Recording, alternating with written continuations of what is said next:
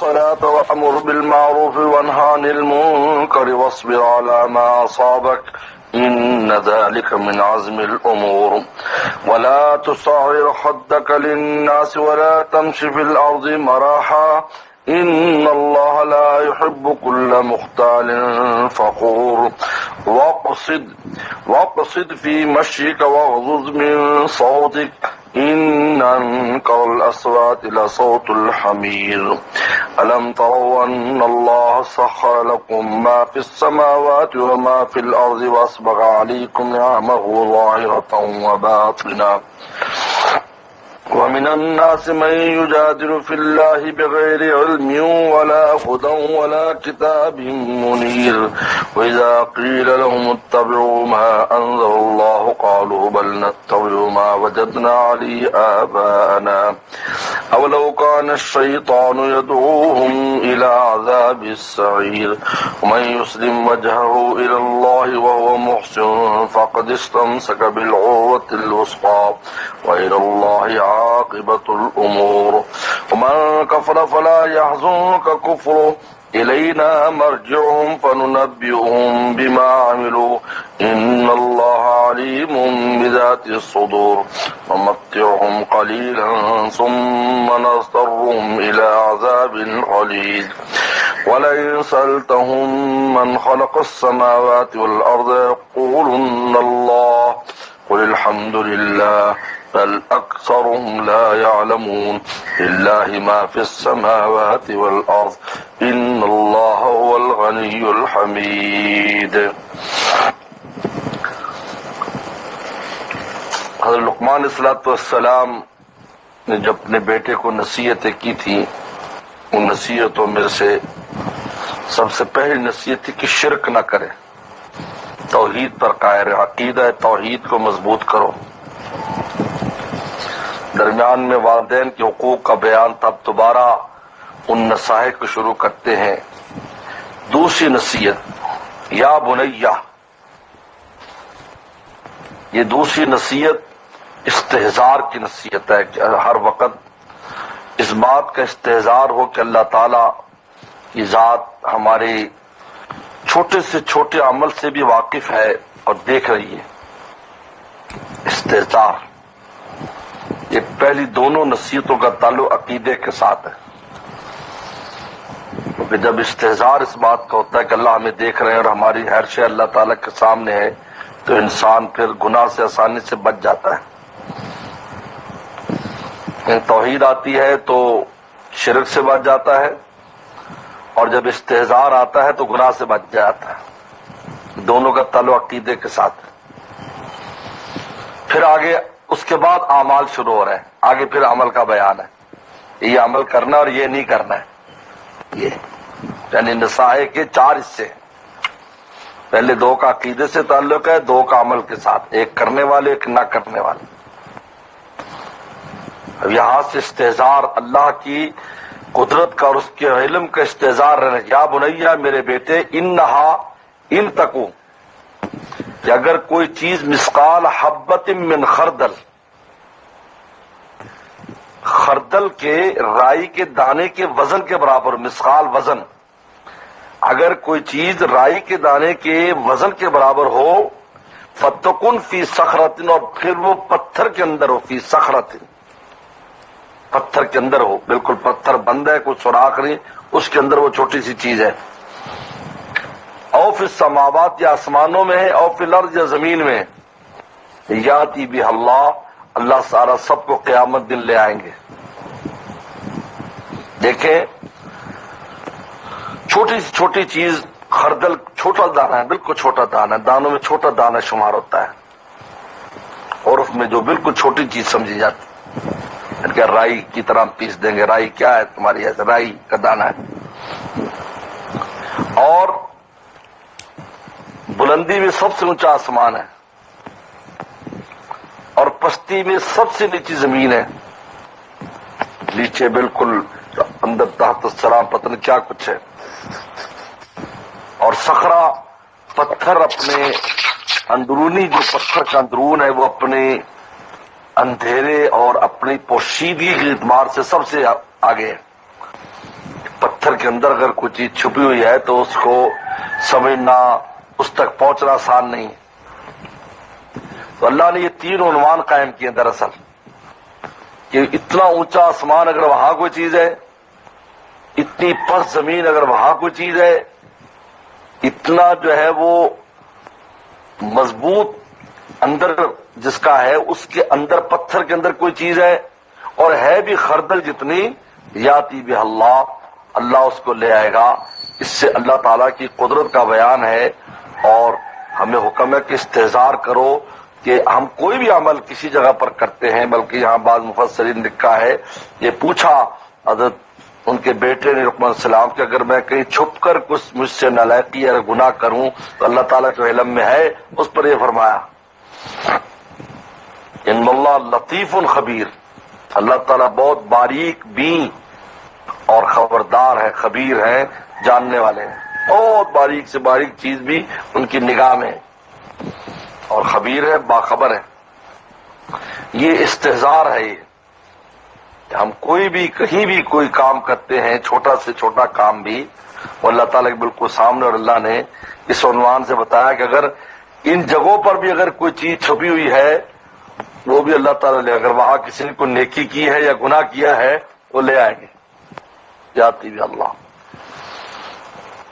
اب ان 2 عقیدے کی باتوں میں فرمایا یا بنیا اقم الصلاۃ، اب اعمال کا حکم آ رہا ہے، اے میرے بیٹے نماز قائم کر، سب سے پہلے نماز جو ستون ہے دین کا، وامر بالمعروف، اور بھلائیوں کو حکم دے، ونہی عن المنکر، برائیوں سے روک، واصبر علی ما اصابک، اور صبر کر ان تکلیفوں پر جو تجھے پہنچے، کیونکہ جب آدمی نیکی پر چلتا ہے، لوگوں کو دین کی تبلیغ کرتا ہے، برائی سے روکتا ہے، تو اس کو تکلیف پہنچتی ہے، کوئی باتوں سے بھی، لاتوں سے بھی، دونوں طرح تکلیفیں آتی ہیں، ہاتھوں سے بھی، لوگ اس کو مار پیٹ بھی کریں گے، سنائیں گے بھی اس کو، اور میں کہ واصبر، کہ یہ ہے صبر کر۔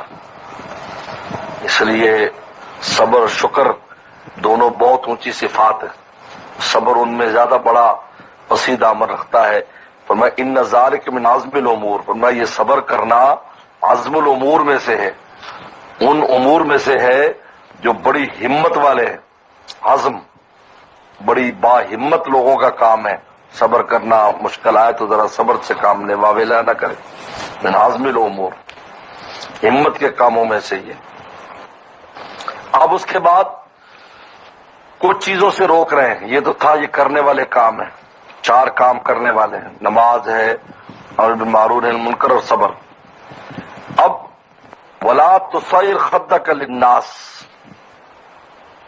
مت پھلا اپنے گال لوگوں کے لیے، جو متکبرانہ انداز میں لوگوں سے ملنا، جیسے متکبرین کا طریقہ ہوتا ہے، گال پھلانا مراد ہے منہ موڑ کر اعلیٰ سے بات کرنا، اس کو کہتے ہیں خدک، منہ پھلانا۔ مراد یہ نہیں کہ منہ میں ہوا میں ڈال کر، مراد یہ ہے کہ انبساط سے بات چیت نہیں کرتے،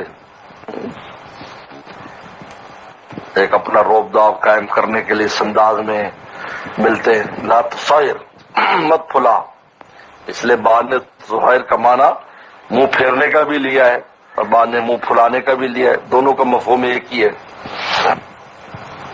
ولا تمشِ فی الارض مرحا، اور زمین میں اترا کے نہ چل، ان دونوں کی بنیاد کبر ہے، دراصل کبر، دونوں کی بنیاد کبر، یعنی کبر نہ کر، لوگوں سے ملاقات میں بھی اور چال میں بھی عاجزی ہو، اور بات چیت اور ملاقات میں بھی عاجزی ہو۔ ان اللہ لا يحب كل مختال فخور، اللہ تعالیٰ پسند نہیں فرماتے کل مختال فخور، مختال کبر کرنے والوں کو، یہ تصائر سے اس کا تعلق ہے۔ لا تصعر خدک للناس، اگر ایسا کرے گا تو مختال ہو جائے گا، تکبر کرنے والا، فخور فخر کرنے والا، اترانے والا، شیخی بکارنے والا۔ واقصد فی مشی کا، درمیانہ روی سے چل، تیری چال کے اندر بھی درمیانہ روی ہو، انسان کی چال بھی بتاتی ہو تو اس کو دیکھ کر انسان کا ایمان تازہ ہو جائے، بھی یہ کوئی ایسا بندہ جا رہا ہے جو اللہ سے ڈرتا ہے۔ واغضض من صوتک، اور اپنی آواز کو پستہ رکھ. یہ زور زور سے بولنا، ہر وقت جھگڑے کرنا، یہ ناپسندیدہ ہے. والوں کو بہت عادت ہے ہر وقت بس زور زور سے بولتے رہتے ہیں. ان انکر اصوات اللہ صوت الحمیر، ان میں سب سے بدترین آواز جو ہے نا وہ گدھے کی آواز ہے. گدھے کی آواز. دیکھیں جتنے بھی دنیا میں جانور ہیں وہ جو بولتے ہیں اپنی بولیوں میں، اللہ کی حمد و ثنا بھی اسی بولی میں کرتے ہیں، لیکن گدھا اس وقت بولتا ہے جب شیطان کو دیکھتا ہے. حدیث شریف میں آتا ہے جب گدھے کی آواز سنو تو اللہ تعالیٰ سے شیطان کی پناہ مانگو، کیونکہ اس نے شیطان کو دیکھا ہے تو بولا ہے. اس لیے یہاں پر ان انکر اللہ صوت الحمیر کہا ہے، کیونکہ وہ جو بول رہا ہے نا ڈیچو ڈیچو کر رہا ہے. اس لیے جہنمیوں کو کی آواز کو گدھے سے تشبیہ دی ہے. وَلَهُمْ فِيهَا زَفِيرٌ وَشَهِيقٌ، کہ جس طرح گدھا ایک آواز باہر نکالتا اور اندر نکالتا ہے، باہر نکالتا تو بڑی ہوتی ہے، اندر نکالتا تو پتلی ہوتی ہے. فرمایا اسی طرح جہنمی بولیں گے جب آگ میں جلیں گے تو اسی طرح آواز نکالیں گے جیسے گدھا آواز نکالتا ہے.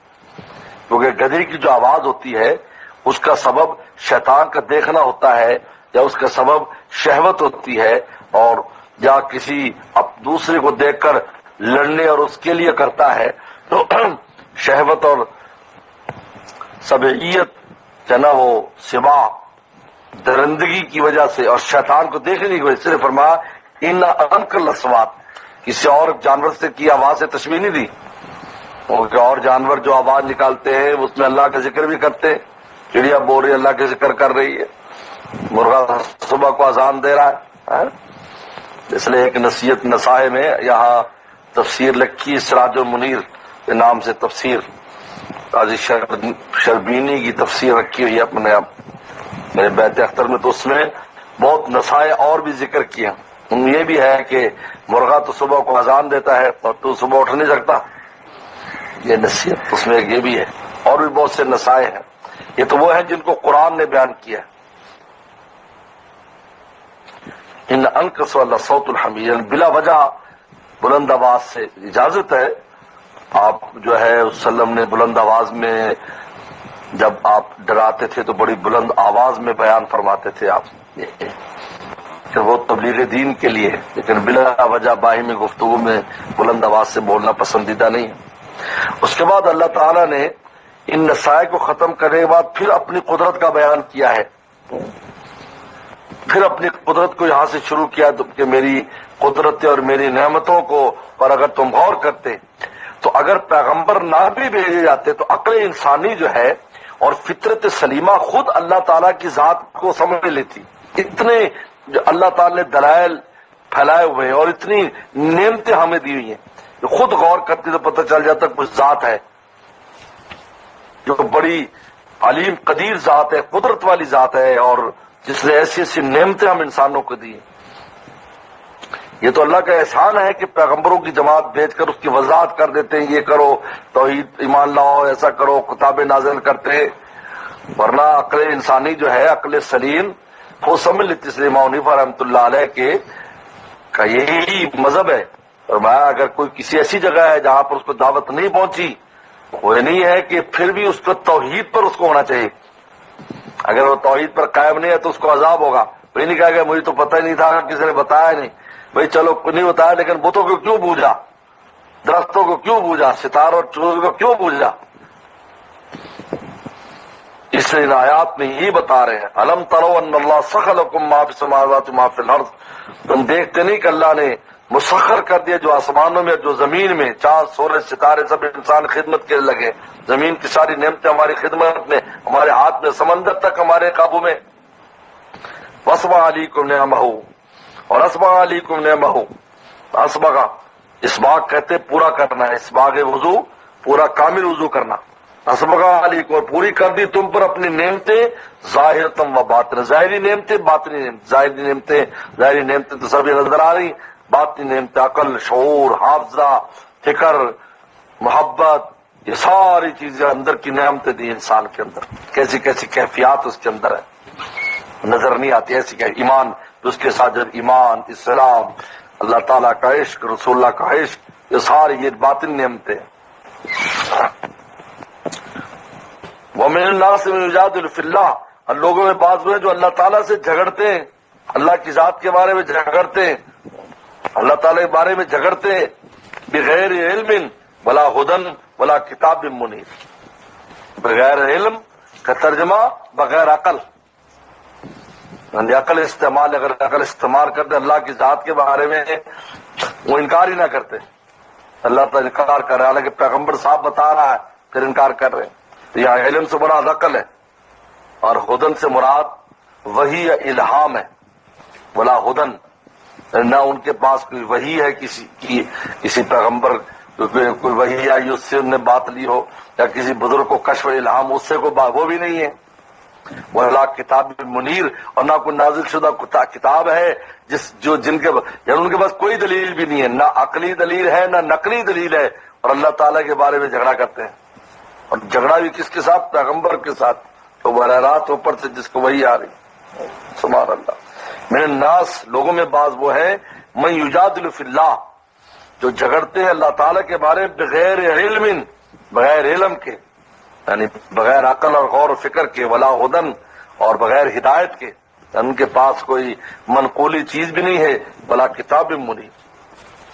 وَإِذَا قِيلَ لَهُمْ، دلیل کیا ان کے پاس؟ ایک ہی دلیل ہے، اذا قیل لهم اتبعوا ما انزل اللہ، اتباع کر اس کے جو اللہ نے نازل کیا ہے، قالوا کہتے بل نتبع ما وجدنا علی آبانا، کہا کہ ہم اس سے اتباع کریں گے جو ہم نے اپنے ماں باپ سے پایا ہے، جو شرک اور کفر ماں باپ سے ملا اسی کی اتباع کریں گے، ما انزل اللہ کی اتباع نہیں کریں گے۔ یاد رکھو ما انزل اللہ کی اتباع دو قسم پر ہے، دو قسم پر ہے ما انزل اللہ کی، ایک بلا واسطہ، ایک بال واسطہ۔ بلا واسطہ براہ راست ما انزل اللہ کی اتباع کرنا، جو ان کے لیے جو عالم ہیں، اللہ نے جن کو علم کا حصہ دیا ہے ان کے لیے، تو براہ راست قرآن حدیث کو دیکھ کر اس پر عمل کریں۔ اور ایک ہے وہ بالواسطہ کہ جو جن کو اتنا علم نہیں ہے تو وہ عالموں کی اتباع کریں۔ واتبع سبیل من اناب الیہ، پیچھے گزرا ہے تو من اناب الیہ کے راستے کی اتباع کرو، تو وہ بھی ما انزل اللہ ہی ہے۔ آج اگر امام حنیفہ رحمہ اللہ کے بات لے کر کوئی مسئلے پر عمل کرتا ہے، امام شافعی کی بات پر، امام مالک بن حنبل کی، یہ بھی ما انزل اللہ ہی پر عمل کرنا ہے، لیکن بواسطہ، ایک بلا واسطہ ایک بواسطہ ہے، تو اس میں کوئی فرق نہیں ہے، اس لیے کہ ہر انسان دنیا میں علوم کا ماہر نہیں ہو سکتا، لہذا دنیا میں جتنی بھی فیلڈیں ہیں اس میں ماہرین کا غیر ماہرین اتباع کرتے ہیں۔ ہم ڈاکٹر پہ جاتے ہیں، ہم اتباع، جو گولی دے دے، جو ٹیکا لگا دے، ہم نے کبھی پوچھا بھی نہیں، بھی اس پر بحث ہی نہیں کی ہم نے، اس لیے کہ وہ اس کا ماہر ہے۔ انجینئر کے پاس جاتے ہیں، کسان کے پاس جاتے ہیں، ہم نے کبھی نہیں پوچھا کسان سے بھائی یہ، ہم کہتے ہیں تم اس فن کے ماہر ہو، ٹھیک ہے بھائی، ہمیں تو ٹھیک ہے، یہ تم کہہ رہے ہو صحیح ہے، بالکل یہ ڈالیں گے تو اتنی اچھی کھیتی ہو جائے گی، ٹھیک ہے جیسے تم کہو بھائی، ہے۔ تو دنیا میں جو ماہرین، غیر ماہرین ماہرین کا اتباع کرتے ہیں، تو اسی طریقے پر یہاں پر بھی جو ماہرین ہیں، مجتہدین ہیں، جو قرآن حدیث کو سمجھتے ہیں، تو جو غیر ماہرین ہیں ان کی اتباع کریں گے۔ تو یہ بھی ما انزل اللہ کی اتباع، یاد رکھو، کیونکہ واتبع سبیل من اناب الیہ پہلے گزرا ہے کہ اتباع کرو ان کی جو من اناب الیہ، جو میں رجوع کرتے ہیں، تو فرما اتبعوا ما انزل اللہ، جب انہیں کہا جاتا ہے کہ ہمارا اتباع کرو، قالوا کہتے بل نتبع ما وجدنا علیہ آبانا، کہا کہ ہم اس کی اتباع جس پر ہم نے اپنے ماں باپ کو پایا، اولو کان الشیطان یدعوہم، چاہے شیطان ان کو بلاتا ہو الی عذاب السعیر، آگ کے عذاب کی طرف، یعنی یہ دعوت دراصل شیطان کی دعوت ہے جس میں بڑے بھی چلتے رہے اور یہ بھی چلتے رہے، اور وہ عذاب سعیر میں لے کے جاتا ہے آگ۔ لیکن من یسلم وجہہ الی اللہ، لیکن جو اپنا چہرہ جھکا دے اللہ کی طرف، اللہ کی طرف جھکا دے، وہ محسن اور وہ مخلص بھی ہو، اس میں اخلاص بھی ہو، یعنی اللہ کی طرف رجوع کرے وہ شخص، اللہ کی رجوع کرے جو شخص اللہ کی رجوع کرے وہ محسن اخلاص کے ساتھ، فقد استمسک بالعروۃ الوثقی، اس نے پکڑ لیا ہے مضبوط کنڈا، مضبوط حلقہ تھام لیا ہے، اب یہ ٹوٹنے والا نہیں ہے، ہاں چھوٹ سکتا ہے، ٹوٹے گا نہیں، کنڈا نہیں ٹوٹے گا، جس کو پکڑ لیا اس نے، اب یہ اس کو بلندیوں پر لے کے چلا جائے گا۔ اور اللہ عاقبت الامور، اور اللہ کی طرف کاموں کا انجام ہے۔ اب رسول صلی اللہ علیہ وسلم کو تسلی دیتے، اب بالکل فکر نہ کرے اگر یہ ایمان نہیں لا رہے ہیں، ان کے ایمان نہ لانے سے آپ کو نہ غم ہونا چاہیے نہ کوئی نقصان ہوگا۔ وَمَنْ كَفَرَ فَلَا يَحْزُنْكَ كُفْرُهُ، جو کفر کرتا ہے آپ اس کا کفر غم میں نہ ڈالیں۔ تو رسول اللہ اتنا غم کرتے تھے، قرآن نے کہا کہ آپ اپنی جان لے لیں گے، جان لے لیں گے غم کی وجہ سے، آپ کو تو امت کا غم تھا۔ اللہ سے فرمایا کہ نہیں ایسا نہ کرو، الینا مرجعہم، ہم سب کا ہماری طرف لوٹ کے آنا ہے، فننبئہم بما عملوا، ہم پھر ان کو بتائیں گے جو انہیں عمل کیے۔ ان اللہ علیم بذات الصدور، اللہ تعالیٰ جانتے ہیں دلوں کے بھیدوں کو۔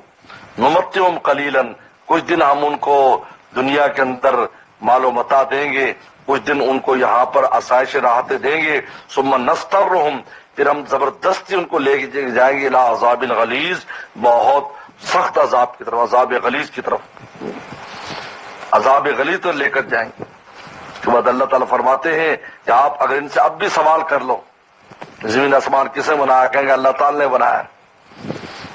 تو یہ دلیل ہے کہ ان کی عقل اس بات کو تسلیم کرتی ہے یہ خالق مالک اصل بڑا وہ تو اللہ تعالیٰ ہی ہے، اللہ تعالیٰ ہے۔ اس لیے حضرت نے لکھا ہے شبیر عثمانی رحمہ اللہ نے شرح بخاری میں کہ جتنے بھی دنیا میں مشرکین ہیں کسی ایک کو بڑا مانتے ضرور ہیں جو اس کا چھوٹے ملاتے ہیں۔ ہندوؤں کے پاس سب سے زیادہ دنیا میں جو خدا بنائے ہوئے جھوٹے وہ ہندوؤں کے 23 کروڑ کی تعداد ہے، ان کی 23 کروڑ، ہاں یہ لکھا ہے 23 کروڑ ہے ان کی تعداد۔ وہ بھی کہیں گے فلانا بڑا ہے، ایک وہ سب سے بڑا ہے۔